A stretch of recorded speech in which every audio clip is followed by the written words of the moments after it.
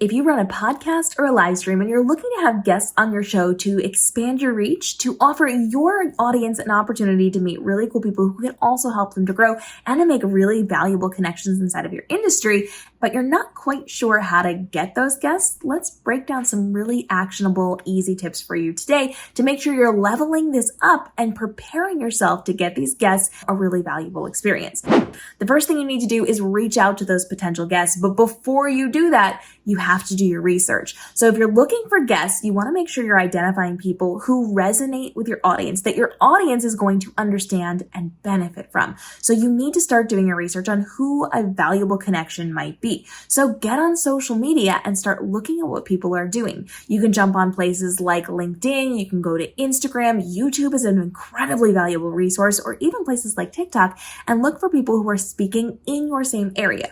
You want people that are either going to back up the things that you're saying, or they're going to be teaching things that are similar, but not exactly what you teach, so that your audience can grow and benefit from these alternate perspectives. So you want to make sure you're doing your research by going to their social media and checking their accounts. You want to make sure you are seeing people who are actively speaking, who are good at speaking, who are good at engaging, who are good at delivering points, and who have an audience that resonates with them.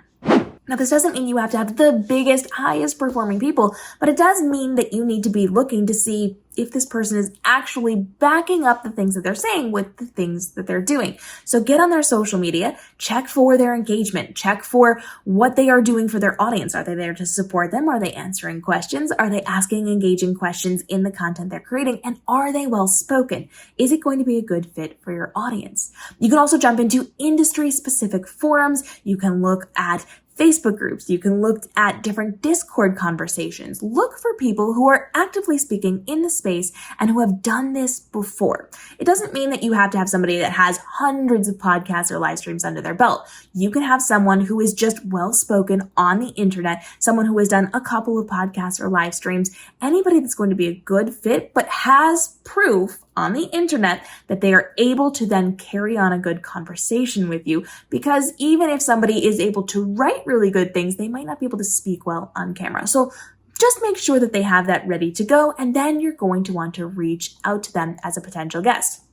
So it's incredibly important when you're reaching out to your guest that you are going to craft a personalized email. We're not sending out mass emails to everybody. You want to come in and specifically say, I see that you're teaching in this space and I think it would resonate well with my audience. I would love to have you as a guest on my show and explain the process. The more information you can give someone up front, the more easy it is for them to say yes. Because if you're sending them emails, but they have questions on who you are and how you'll benefit them and what your audience is like and what the process is going to be like, those are all roadblocks for people to say, I'm not sure. I don't have enough information. And they may or may not want to get into a conversation to then get that information from you.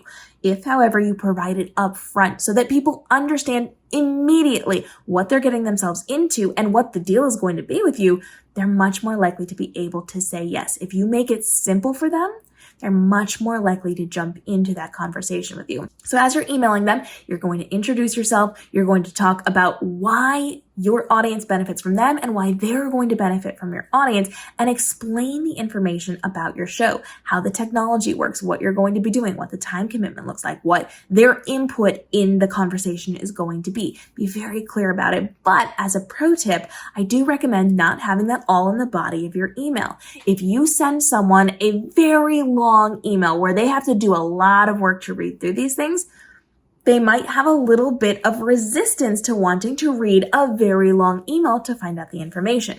So what I recommend you do is have a page on your website that is very nicely designed, has all of the information, everything they're going to need, so that when you email them, you can give a paragraph introducing everything, letting them know what you're looking for, and then here's more information on the show and how this works, so that they can click that link, go to your website, and see a beautifully designed page where they get all the information if they want it. This allows them to briefly scan your email, know what you're talking about, and then make the active choice to either learn more or to pass on that opportunity. So the more that you can give them information-wise, the easier it's going to be. Additionally, once they have said yes, you're going to want to give them information about what that's going to look like for them on the podcast or on the live stream. So if you have questions that you're thinking about asking, topics you're thinking about covering, give them as much information as possible in advance. Because if someone knows exactly what you're going to be talking about, it is so much easier for them to feel confident coming into your show. If, however, they just feel like they're going to show up and they're not quite sure what to expect, that could lead to a little bit of hesitance and a little bit of uncertainty, especially when you're first starting the show. So the more information you can give them, the better.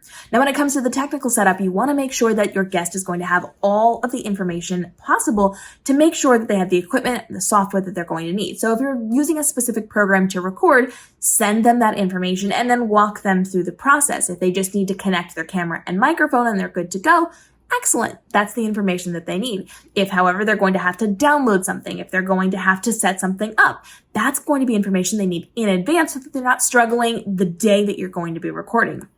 You also want to make sure that you're very clear about lighting and about sound. If you're going to be recording with someone, you want to make sure they're in a well-lit room and their audio is going to be good so they don't have things happening in their houses. They're not going to be out in public with a lot of traffic going by. Be very clear on what they are going to need to do so that you get a good quality podcast or live stream recording, be it on camera or just audio. You want to make sure that you do that in advance so that they know, so that they do not have to worry about figuring that out. And additionally, you can also schedule a test with them. So depending on how you run your shows, you may actually want to do a test either a few minutes before you go live or sometime in the present between now and the time you do it. So you can set up a time for you to meet with that person to have a tech check. So you can check the camera quality, the microphone quality, and kind of run through the show. This is, of course, dependent on who you are, how you run your show, and how your guest is going to be able to spend their time with you.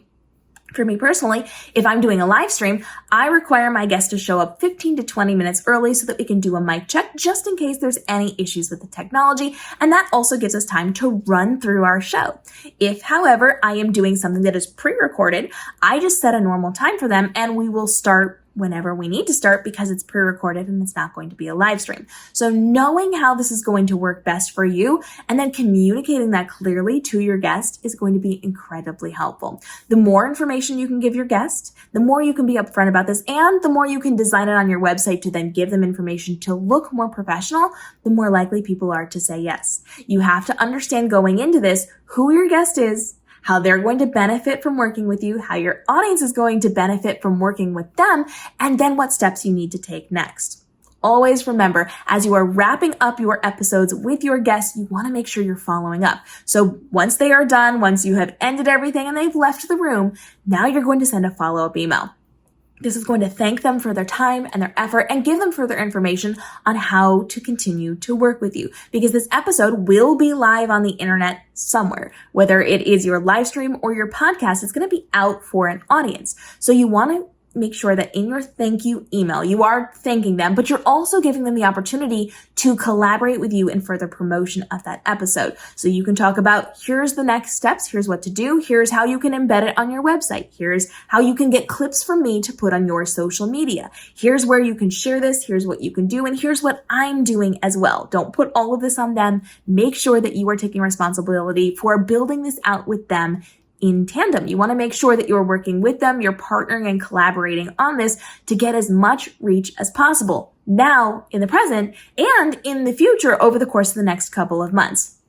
So following up with them and making sure that everything has been as easy as possible is going to then ensure that you can continue to get guests. Once you've worked with a guest, now you're going to add this to your page on your website of how people can work with you as an example. This is what an interview with me is like. Here's how this works. You're going to make sure you're leveraging this opportunity to get future opportunities to work with upcoming guests. And as a pro tip, I do recommend that you reach out to the person that you had engaged with as a guest and ask them for a quote on what it was like working with you if you had a good experience with them.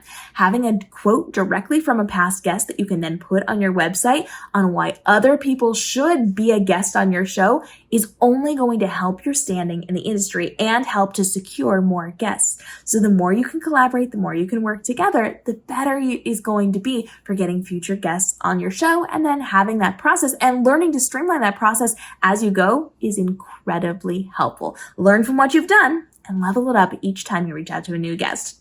Follow along for more helpful tips and tricks as we are continuing to help you grow your podcast and your live streams and make this as easy as possible on you to grow what you're doing within your brand and within your industry to level up the people around you and the community that you are creating. Drop your questions on this down below and follow along as we continue to help you on your live streaming journey.